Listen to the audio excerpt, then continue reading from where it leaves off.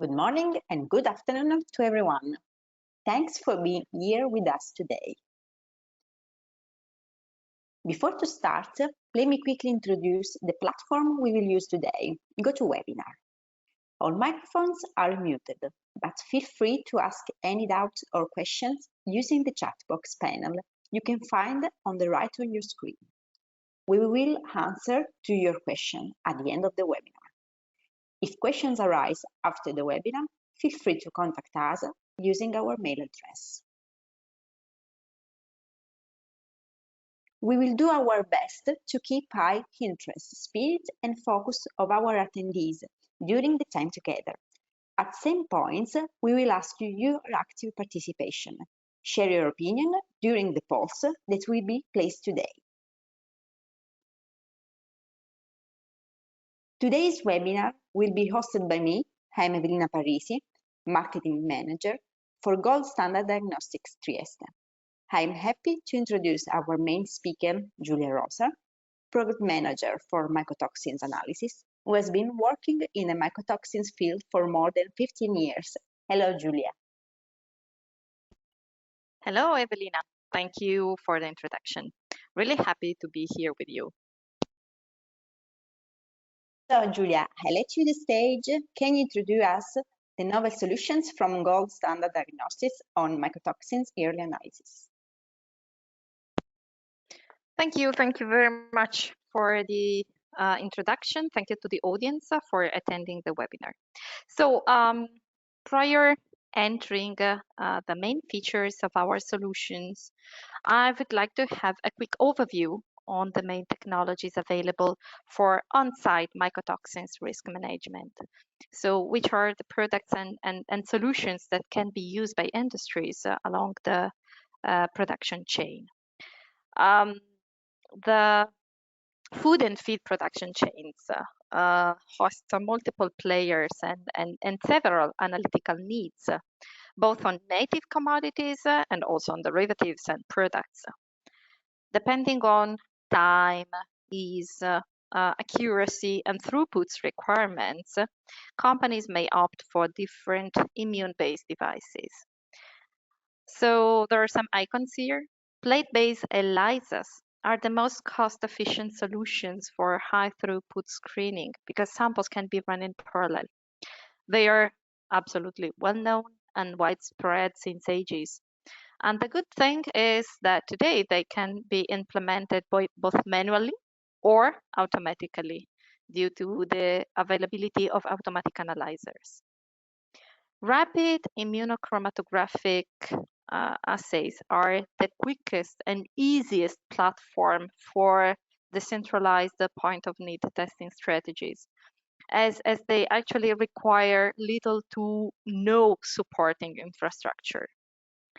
They have started being introduced mostly for rapid goods acceptance a few decades ago, being at the beginning, I would say mostly qualitative or semi-quantitative. Their attractiveness stayed in their rapidity and ease of use, and thanks to their technological improvement over the time, they have become also quantitative, pretty reliable, with good correlation with instrumental confirmation. So they have become really ubiquitarious among the food and feed chain. Being more precise about lateral flow immunoassays for mycotoxins, what are we referring to?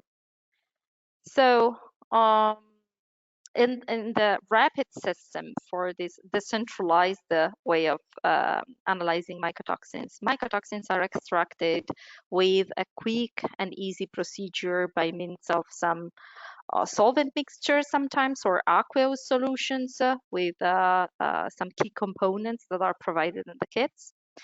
And typically there is no need to perform any matrix purification or cleanup or concentration.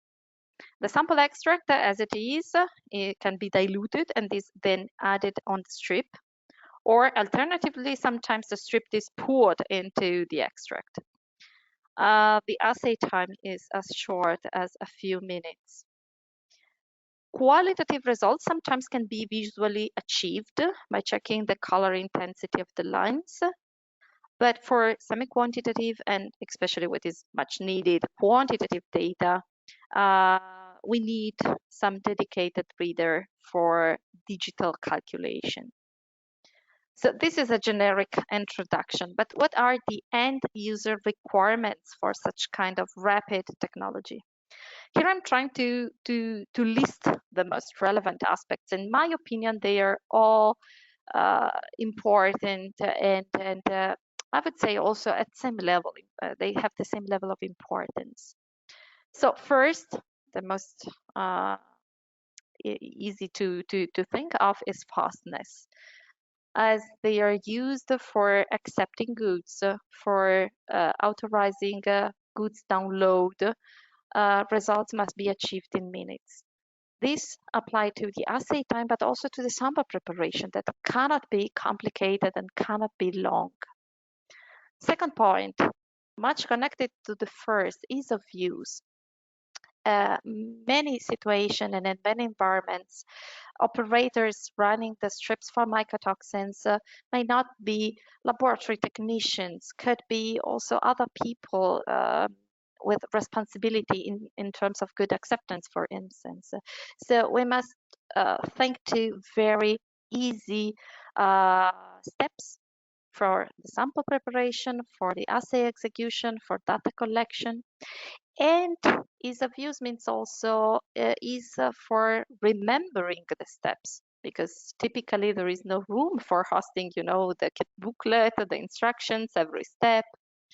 And ease of use means also adaptability, the capacity of the system to be adopted in any environment and to be adherent to the expectation and habits of a certain company. The third point is compactness. Rapid mycotoxin screening could be run in really busy environment where there is not the space, not the equipment for a real analytical laboratory. So it is must have to occupy as little room as possible. Other than this, and together with these requirements, it is extremely important that strips that have to be quick, that have to be easy, that have to be safe, that have to be compact, must give reliable and robust results. So what is robustness? It's the capacity of the system to resist somehow from the modification of the environment, and also to minor mistakes that might happen. Reliability. We know that decisions are taken with the strips. We have to make sure that the strips for mycotoxins lead to false positive, false negative rate, and ideally they should have also a very good correlation with metrologically superior methods for the analysis. And finally, we have to couple these requirements with cost efficiency. We need to think to a little investment for equipment and also for routine consumables that should be either included in the kit or being accessible at very low prices and ease to source. I would like to add a final side note from my side. We have to keep in mind that any analytical method, including rapid strips, are only a portion of a more complex and comprehensive analytical process. And the overall uncertainty and error belongs to the assay, just a minimal part. The major error source takes place at the beginning, during the sample and homogenization process. It is extremely important to point out that due to uneven mycotoxins distribution in a batch, an adequate sample collection through a rigorous procedure is mandatory, despite the fact that this obviously might impact their overall turnaround time. Taking a random portion of a batch and running a rough grinding might impact the overall analytical reliability, no matter which kit or product or technology is used for the detection. Thank you, Julia. But which is the updated European guideline we can refer to for mycotoxin sampling then? So, Annex 1st of Commission Regulation 2023-2782 lays down the methods of sampling for the control of the levels of mycotoxins in goods. And this new regulation of last year amends the past regulation that was enforced, the 401 of 2006. The regulation applies for official controls, but it should be implemented also for on-field, on-site analysis by companies to get reliable results through sample representativity. Very good, thank you. It is now the time to move forward and get inside the gold standard diagnostics offer. Julia, can you present us the Sensi strip features? Sure. I am honestly extremely thrilled to present the novel rapid assays for the quantitative analysis of total aflatoxins and deoxynivalenol, Sensi strip afla and Sensi strip DON. Sensi strip afla is a kit designed and validated for total aflatoxins quantitative analysis in a multitude of matrices, including some complex materials like peanut, corn gluten meal, and the uneven family of cow feeds. On the other side, we have Sensi strip DON that has been applied on some of the most risky susceptible matrices like wheat and durum wheat, barley, oats, rye, and again, corn gluten meal. These two assays have in common the same sample preparation that is extremely easy and quick, and an extremely quick procedure as it takes only 2 minutes for the strip development. Our R&D scientists honestly have invested really a lot to come with a solution able to cover 2 of the most relevant and abundant toxins with the easiest and quickest solution. Simplicity and fastness obviously cannot just be a claim only related to the bare strips incubation time. So the whole analysis cannot take just 2 minutes.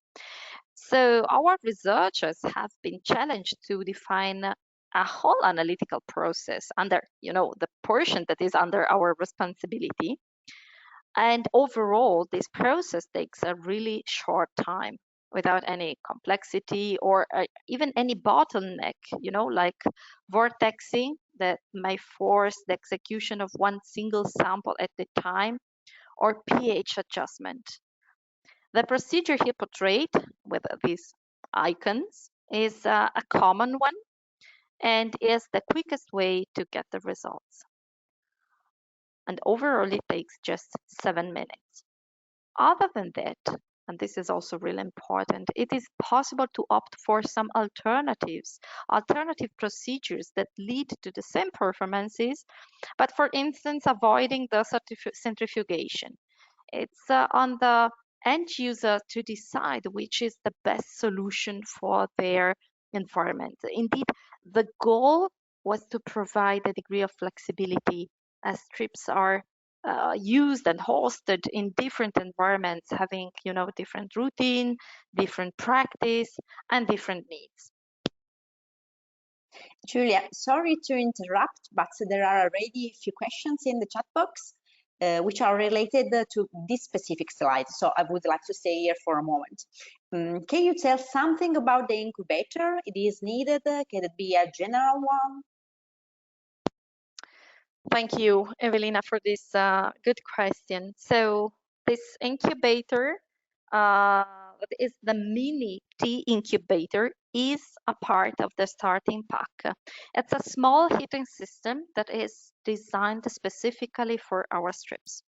The whole analytical environment is heated up, and this is needed for two reasons: speed and standardization.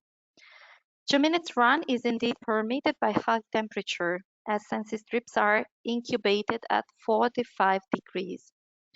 And standardization is guaranteed despite the analytical conditions, the temperature shifts and also the humidity shifts on daily basis. The heater is actually not sensitive to the outside environment, and heating means that this system can be used also during summertime because we are never out from the indicated temperature. At the end of the day, the incubator is extremely compact and cost efficient, but it boosts the performances and the reliability. So the answer is we need to use it, and as it has a dedicated design, it is a part of this solution and system. Other than the incubator, we have the Rapid Scan ST5. So this is the reader for all the strips from Gold Standard Diagnostics, so meaning that it can host the strips for allergens analysis, GMO, glyphosate, and also other analysis like veterinary diseases. So the same reader is applied to the mycotoxin strips. So the idea is to have it exploited for multiple purposes in one single environment. And I wanted to point out that the reading workflow is honestly extremely easy. A lot-specific QR code is uploaded in advance. It contains all the information related to the calibration. At the moment of reading each strip, it is possible to select which kit and lot has been used and the corresponding calibration curve and applied dilution factor. And then data can be exported through any USB pen in the computer and furtherly printed or saved. Thank you, Julia. I believe that the concepts of usability have been widely described and may look attractive, especially thinking to the harvest season. We know how busy it may be having truck drivers waiting to know if they can unload their materials or not, for example. And ease of use is important as most of the analysis with such kind of strips are not performed by high specialization technicians. But speed and ease of use are not the only important aspects. We are aware that decisions are taken on the basis of results of the screening. Reliability is also very important.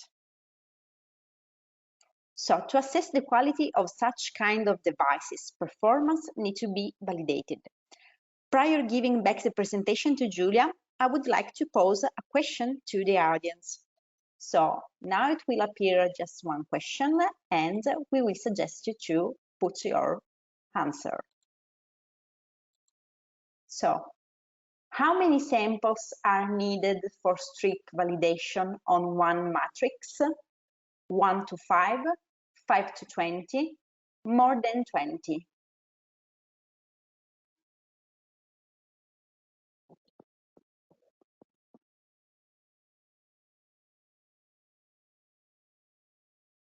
So we are waiting for 1 minute that every one of the participants will vote.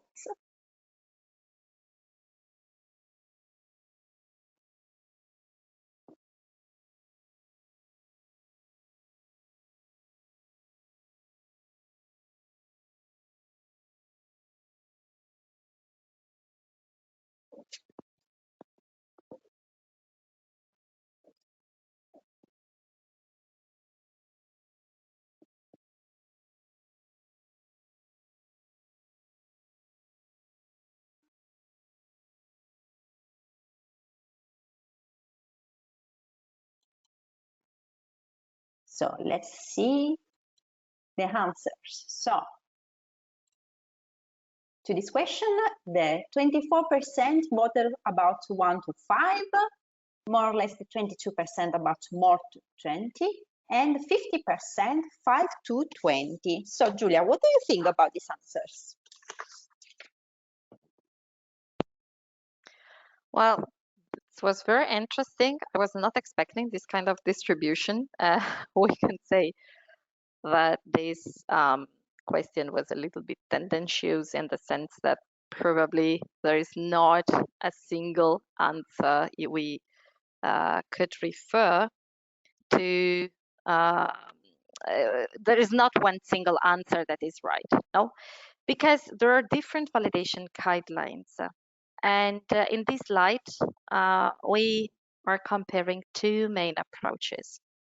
On the left side slide, there is the reference of the US Department of Agriculture, known also as FGAS. Their protocols for all mycotoxins are available online, and they are intended for companies that want to get their approval and but can be used as reference guideline for indeed all mycotoxins, as procedures and criteria are clearly described. The core of their protocol is the verification of accuracy on samples contaminated at different levels on different lots to demonstrate the lot-to-lot consistency. So once a sample is found at the prescribed concentration, it is prescribed to perform 7 individual extraction and run 3 strips using 3 individual lots for a total amount of 21 determinations per sample. And the whole validation can be actually done, therefore, using really a few samples. Completely at the opposite side, the European Commission regulation in force focuses on the capacity of screening methods to distinguish blank to contaminated materials, contaminated at a certain threshold that is named screening target concentration. So the validation is run by analyzing 20 different individual blank materials to assess the matrix variability, let's say, and the matrix effect, and to calculate, if needed, any cutoff value that must be used to distinguish these blank materials, and then 20 contaminated samples with concentration around the screening target concentration that obviously vary on the scope, on the purpose of the end user. So in this way, using these 20 materials, 20 blank plus 20 contaminated, the matrix variability is taken into account, while honestly, the correlation with instrumental analysis is not considered. So following the Commission regulation guideline, 40 samples have to be used. Other than the guidelines, we are aware that there are different practices adopted by the end users, by the companies. We know that in the industrial environment, a balance between quality and also investment, the costs must be arranged. But let me fairly comment that some approaches are weaker, some are, let's say, more fair. And in our history, it's 30 years that we work in this field, so we have a certain experience. We have learned a lot of direct comparison between screening methods. So companies take unknown routine samples and test the same extract or the same sample on 2 screening methods. I have to say that such kind of comparison might indicate approximate equivalence of 2 methods if they match, if the results are similar, but it's far away from a validation concept, as both systems may share the same bias, and vice versa, deviation tells very little on which method is actually right. Another approach is to spike a blank material at different concentration, and this is sometimes it's something permitted indeed for center matrices also by the FGAS approach. Nevertheless, the artificial fortification of a blank commodity or a blank material with a pure toxin that we purchase, in acetonitrile, may not represent the real behavior of samples that are naturally contaminated with toxins and toxins mixtures. Taking routine samples and have them instrumentally characterized is also one option. In this case, it is important to focus on the reference method uncertainty and, even more important, assure the sample homogeneity, avoiding to compare data that belong only namely to the same sample, but in reality belong to some uneven, non-homogeneous subportion of the same sample batch. And finally, some companies purchase a couple of reference materials or leftover samples whose assigned value has been assessed through a proficiency testing. And this is honestly a good practice. If the control material is comparable to the routine samples, but may not be sufficient yet. So finally, what has been our approach and what do we recommend? In Gold Standard Diagnostics, we try to combine the guidelines in a shared approach and comprehensive approach. Considering the matrix variability and complexity, the matrix effect is assessed through the verification of 20 individual samples as per the European guideline. Sometimes, I have to admit, samples collection may be complicated. Finding them really negative, not contaminated. Compliant is one thing, but negative is different. And therefore, we try to assure, let's say, not less than 10 different samples to be checked with a sensitive reference method and be analyzed under intermediate reproducibility conditions. That means different days, different extraction, not to reuse the same extract on different strips to increase the number of determination, by different people and on different reading sets. And if possible, using different kit lots. We definitely use reference and control materials from qualified suppliers to assess the method trueness and robustness. We make sure to source multiple materials at different levels. This is the first point. We cannot focus just on 10 ppb of total aflatoxins and 1 ppm of DON and have all the terminations, focused at one single range. We have to cover the whole dynamic range of the system if it is feasible, following also the FGIS recommendation. And we source these materials from different suppliers also to have a sort of variability in our hands. We must point out that not always control materials are available for all contaminants at relevant concentrations. So it's a sort of call to action. We encourage the providers to increase the variety of contaminated materials that are available anytime.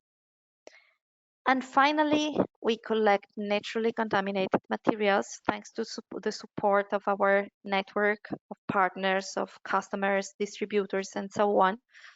We try to collect them from different origins and varieties, and we have them evaluated with reference method after adequate grinding and homogenization, and then we repeat the accuracy and precision assessment.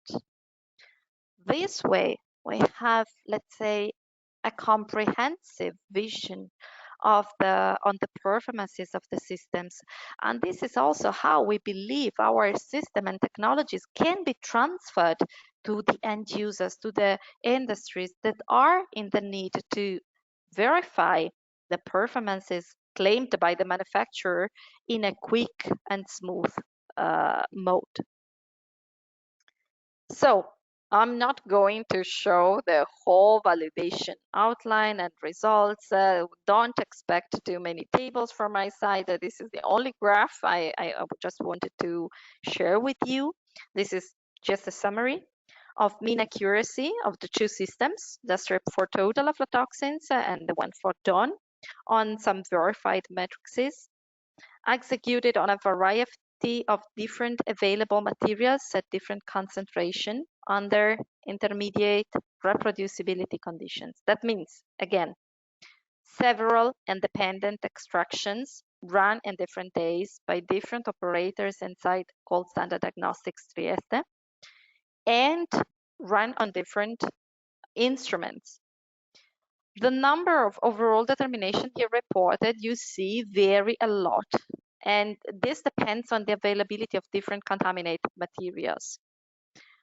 This is just a portion of what we have done. The validation report actually includes also the data belonging, for instance, to the metrics effect assessment, the specificity, the robustness, and so on. So feel free to contact us back if you want to access the full validation report.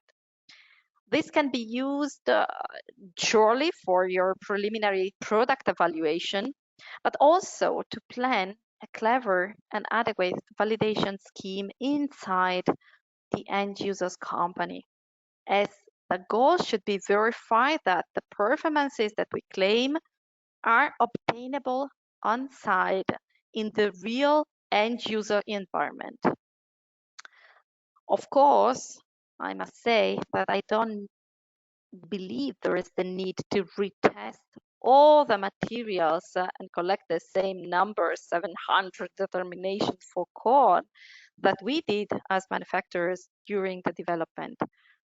And I believe that it is important that we are available somehow to support, to design a proper verification scheme, depending also on the punctual needs of each individual company.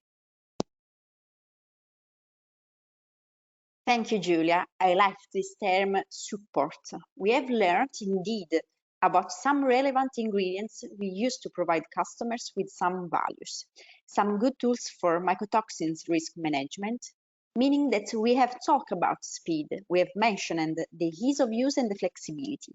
We have discussed about validation, performance, and robustness. But I do believe that the technical assistant is also a key ingredient of a company that must commit to deliver to customers.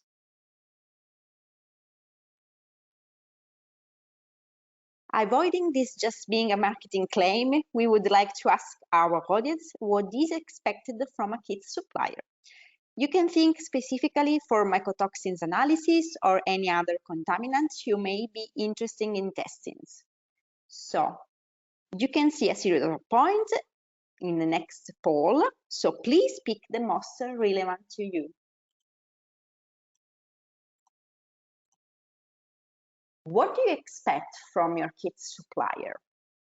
On-field presence, translated manual, training, technological transfer and support during change, technical assistance and quickness during problem solving, availability to customize the product.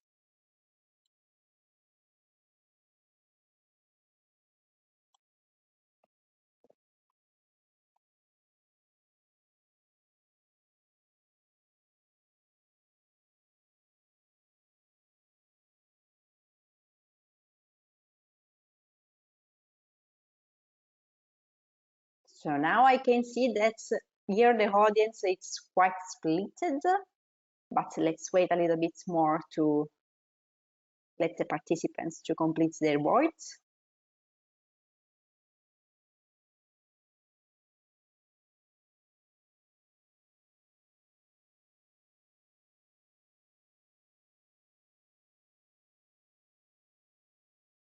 So let's have a look to the results.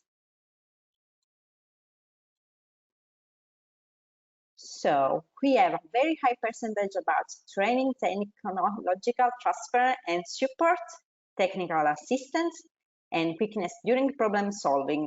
Then a little bit less maybe the on-field presence, and we have at the same percentage translated manual and availability to customize product. So Julia, what do you think about the technical point answer? You know, Evelina, in 30 years of activities, we have grown thanks to these kind of feedbacks, and both from those that have already selected us as a partner, but also from those that are working with other companies. The point is actually going beyond the bare kit. and it is to provide a comprehensive service for training and customization. 80% of the audience answered technical assistance and quickness during problem solving. You know, it's a nightmare to be left alone, abandoned with an issue, with a weird result or strange unexpected result series. And the discomfort that this may lead without having any support, any reevaluation, any prompt test is really important, and could turn into also a cost and a real issue for the end users. So technical assistance, and then we have training and technological transfer and support during change. So if a company, it has been used since years a solution and then is keen to change for any reasons, because of speed, because of price, because of whatever, having the presence of the specialist at their side, defining what is needed to be checked, which are the main, I don't know, failure modes that could happen, what is relevant to be tested. This is extremely important. So going to our services, here there is a real picture of some of our colleagues. Training is surely key to adequately handle a diagnostic tool with reliability. It is important indeed to underline once more that the kit is just a portion of the analytical process that begins with sampling and ends up with data handling. Do not forget about data. Awareness and education in this sense are key factors to run an aware screening program. It is important to know, for instance, that which are the frequent mistakes that might happen, their potential impact on results, how to handle them, and what to do if unexpected results are obtained, or I don't know, invalid tests, what is worthy to have repeated and what is not. For instance, we have many end users, not just for strips, also for ELISA, that sometimes really spend their time in retesting, repeating. Ask your provider for a solution and for support as soon as you realize that there is an issue. Repeat. If it doesn't work yet, contact your support team and ask for guidance. The second point to me is also the availability of sort of customization and service. So despite all the efforts of any kit manufacturer to give a guidance and evidence of a kit applicability on certain matrices, routine samples, honestly, in different industries or farms or elevators may be different and peculiar, or simply they may not have been included in the original validation outline. I've already spotted a question in the chatbot. What about if we want to test, let me double check the question. Just a second. What if we want to calculate the toxin for feed that do not exist in the manual, for example, aflatoxins in alfalfa? This is just one of the cases, so thank you for the question. There are many others. Matrices, derivatives, cereals that we haven't tested yet. And I know that one option might be, okay, we can provide free kits to the end users and they run their own evaluations and validation in-house.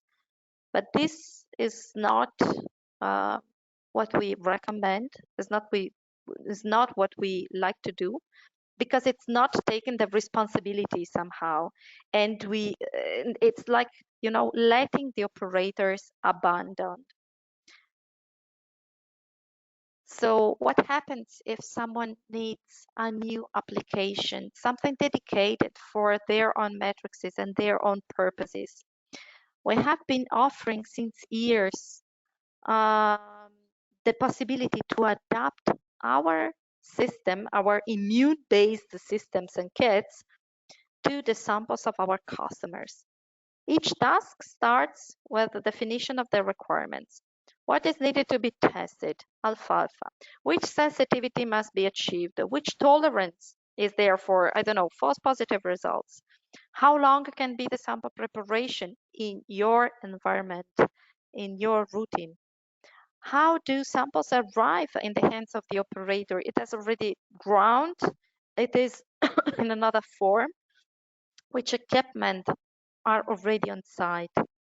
And given the specification, we first run a sort of due diligence of feasibility. And then, in agreement with the customer, we move into the application development and validation on the end user's real samples. It is a way to provide a clear procedure that is finally approved by us to the end user, that finally turns to be included in the kit official manual and eventually in the validation report, meaning that we somehow take this responsibility jointly, and we will furtherly support the customers towards their routine.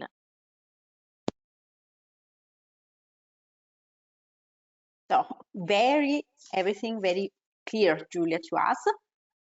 How our novel Sensi strip solutions find their role in the completion of a comprehensive portfolio of technologies and solutions, including the ELISA kits, the instruments, the immune affinity columns used to sample cleanup and concentration, and the services and support already mentioned.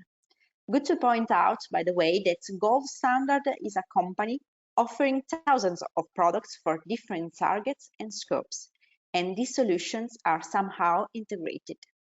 For example, our strip reader is usable for mycotoxin strips, but also for glyphosate analysis, gluten and allergen rapid testing, and GMO analysis.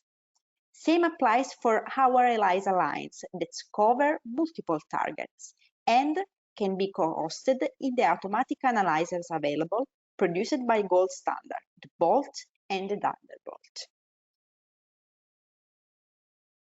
Altogether, the companies belong to Gold Standard Diagnostics network share the same value, putting the end user's needs in first position and bringing them some values towards multiple technologies, technical service and customization availability, on-field presence and training capacity. With that, we would like to show you finally the video of our Sensi strip to let all the audience see concretely our solution.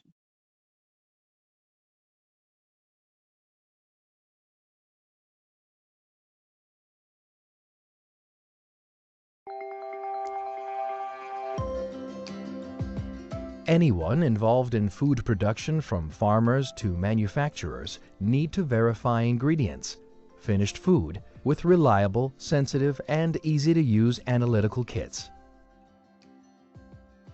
The kit includes what is needed to perform complete determination, including the 2 QR codes for digital reading, the test strips, the sample wells, the extraction powder bags, the dilution buffer, and the user manual. Prior to start with the analysis, the operator has to set up the instruments, selecting on the incubator the specific program indicated in user manual, and loading on the reader the QR codes provided in the kit box.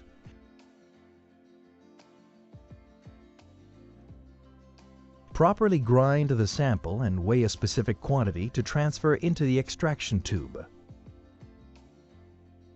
Additionally, add the extraction powder bag and distilled water according to the specific ratio as indicated in the user manual. Mix a few seconds to thoroughly wet the sample. Then shake for 2 minutes to complete the extraction. Transfer the supernatant into a microcentrifuge tube and proceed with centrifugation at 5000 G for 10 seconds.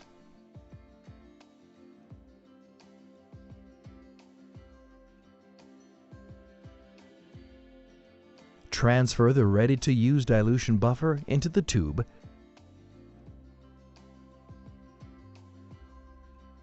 Then add the supernatant and mix, inverting the vial up and down. Place the necessary wells inside the assigned area within the incubator. Transfer diluted sample extract into the sample well inside the incubator. Immediately insert one test strip, following the arrow direction on the strip.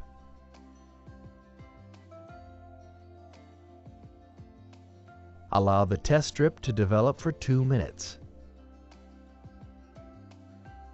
Remove the sample pad, cutting the strip at the end of the colored section to stop the reaction. Read the developed strip within 1 minute.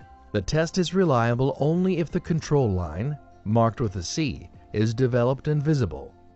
If the lines are smeared or if the control line is absent, consider the test invalid. For the results, insert the cutted strip into the reader using the appropriate adapter. The strip must be placed face up according to the user manual. Select the test type, the matrix group, and the applied dilution factor following the table on user manual. Choose the sample name.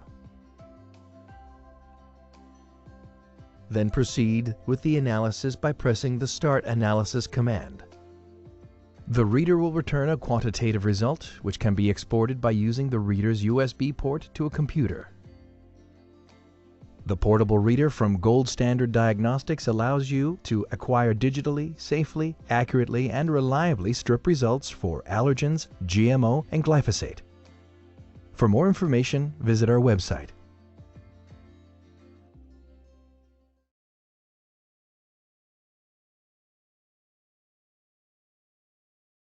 So with that, we are done with the contents to share with you.